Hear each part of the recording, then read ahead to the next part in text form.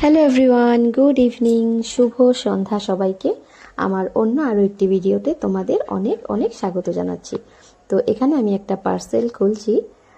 এটা গুয়াহাটি থেকে আমার দিদি পাঠিয়েছে। অ্যাকচুয়ালি পার্সেল এটা কোরিয়ারে আসেনি, আমাদের বাড়িতে কালী পুজো ছিল গত পরশু। তো নিশিগঞ্জ থেকে আমার পিসি, আমার দিদি, জামাইবাবুরা গেছিল, তো ওদের হাতেই দিয়ে দিয়েছে এটা।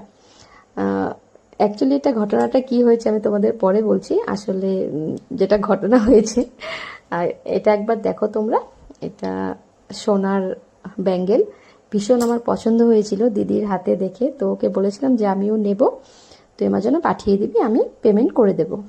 তো সেটাই ও পাঠিয়েছে, বাট ডিটেলসটা আমি তোমাদের পরে বলছি। আগে দেখে নাও দিদি কি কি পাঠিয়েছে। আর এটা দেখো, এটা হচ্ছে শিউলি ফুলের বীজ।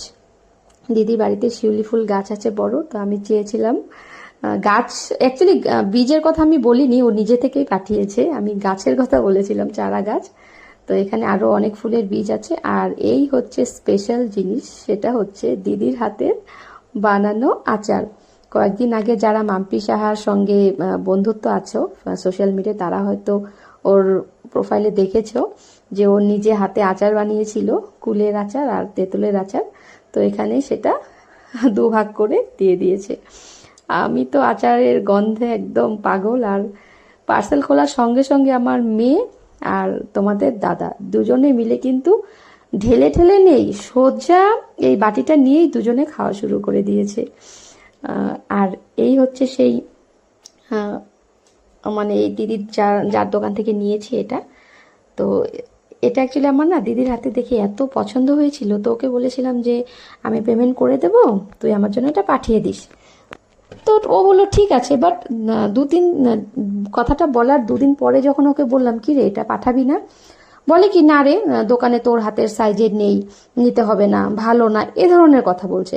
আমি বলি কি ব্যাপার, এরকম করে কেন বলছিস? সেদিনই বললি যে না আছে, পেয়ে যাবি, আবার বলছিস না। তো মাকে বলছি, মাও বলে কি নিতে হবে না।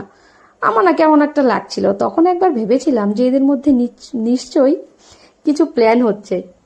অ্যাকচুয়ালি আমার বর, এখানে দেখো দিদি ভিডিও কলে আছে, আমাকে আমার বর আর দিদি মিলে সারপ্রাইজ দিয়েছে। বর আগেই টাকাটা পাঠিয়ে দিয়েছিল, আর দিদি সেটা এনে তারপর পার্সেল করে পাঠিয়েছে।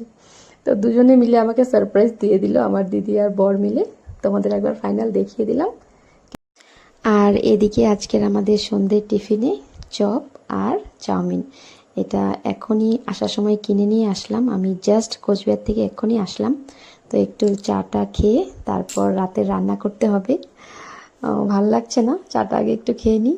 আর আমার অবস্থা দেখো, মাথা এত ব্যথা করছে আমার।